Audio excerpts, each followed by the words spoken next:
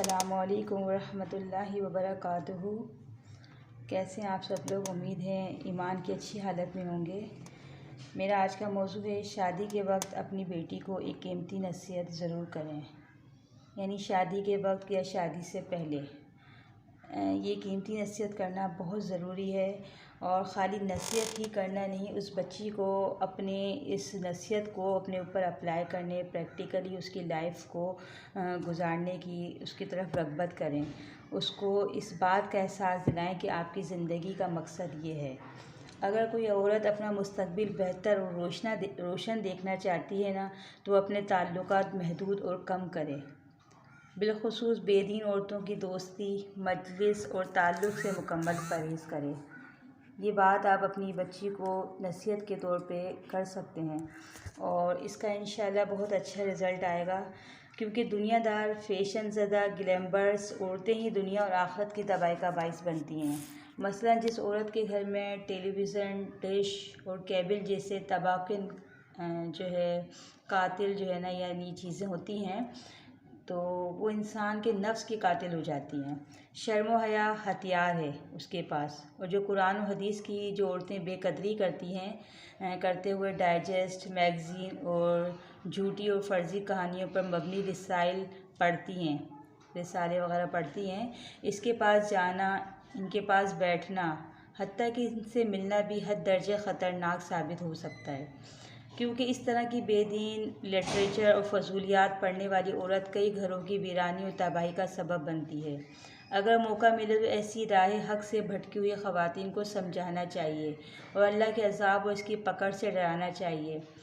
और यही नसीहत अपनी बेटी को भी करना चाहिए और प्रैक्टिकली उसको अपनी ज़िंदगी पर उसे नसीहत करें कि अपने ऊपर अप्लाई करें।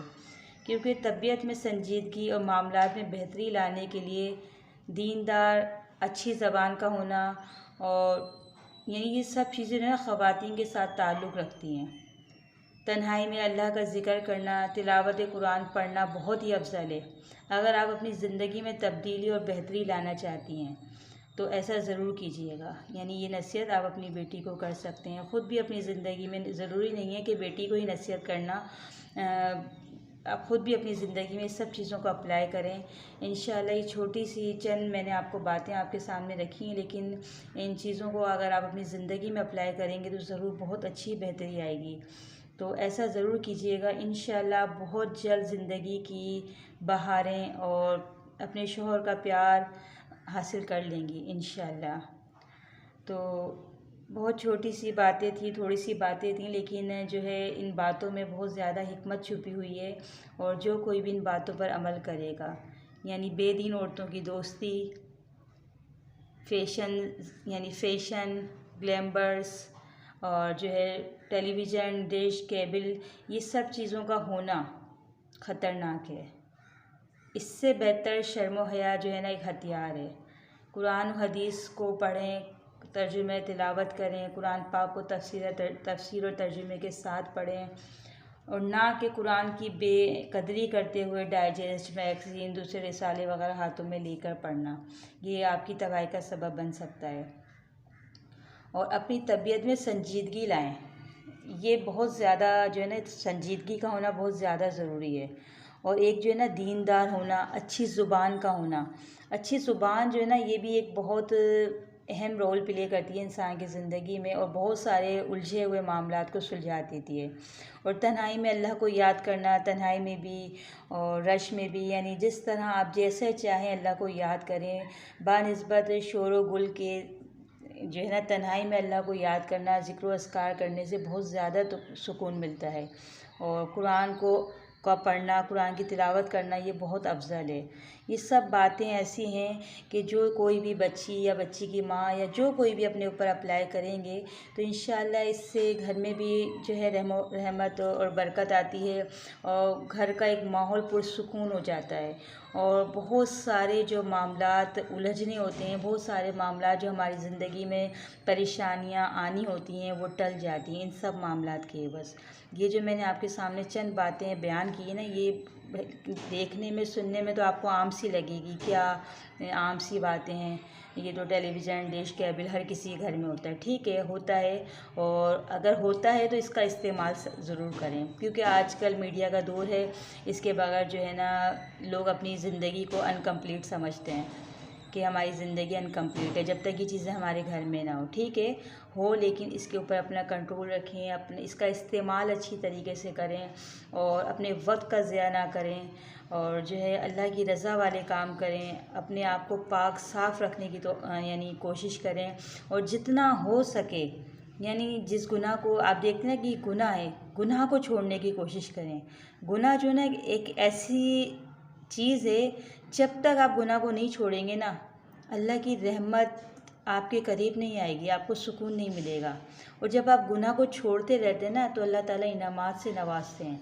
इसी तरह बहुत सारे लोगों की तारीख़ में जो है बातें मिलती हैं, जिन जिन लोगों ने, अम्बिया कराम ने, जो जो लोग थे, जिन जिन लोगों ने दुनियादारी में रहकर कोई भी ऐसे मामलात किए या वो समझते थे कि ये चीज़ें हमें अल्लाह से दूर कर रही हैं, अल्लाह की याद से दूर कर रही हैं, तो उन लोगों ने जब छोड़ा ना उन बातों को, तो रब्बुल आलमीन ने उनको रहमतों से नवाजा। जिस तरीके सुलेमान अलैहिस्सलाम के बारे में आता है कि सुलेमान अलैहिस्सलाम ने जो है ना, असर का वक्त था, उन्हें पता नहीं था, तो अब वो जो है ना अपने घोड़ों को सुधार रहे थे, यानी सुधारना जो कहते हैं ना घोड़ों के, अच्छी तरीके से उनको देखभाल कर रहे थे। तो ऐसे करते हुए उनका असर का वक्त जो है, असर की नमाज़ फ़ौत हो गई। जब उनको पता चला कि उनकी असर की नमाज़ फ़ौत हो गई है, तो उनको बड़ा गुस्सा आया, तो उन्होंने गुस्से में आके अपने उन घोड़ों को ज़िबा कर दिया। ज़िबा क्यों करा? बड़ी मोहब्बत करते थे वो उन घोड़ों से, बहुत प्यार करते थे, लेकिन ज़िबा क्यों करा? इस वजह से, अल्लाह की मोहब्बत से, अल्लाह की मोहब्बत में, कि इन घोड़ों की देखभाल करने की वजह से, इनकी मोहब्बत की वजह से आज मेरी असर की नमाज़ मुझसे क़ज़ा हो गई है और मेरा रब मुझसे नाराज़ हो गया है।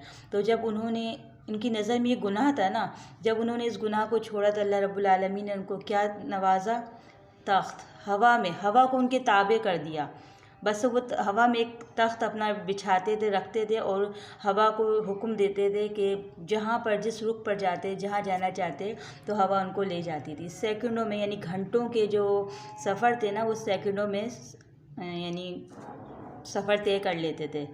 ये मामला थे। इसी तरह बहुत सारे जो गुनाह हम ज़िंदगी में करते हैं, अगर हम अपने गुनाह को गुनाह समझें, गुनाह चाहे छोटा हो चाहे बड़ा, गुनाह गुनाह है, और हमें ये ज़ेब नहीं देता है कि हम अल्लाह रब्बुल आलमीन की ज़ात इतनी बड़ी है, उसकी हम नाफरमानी करें, गुनाह करें।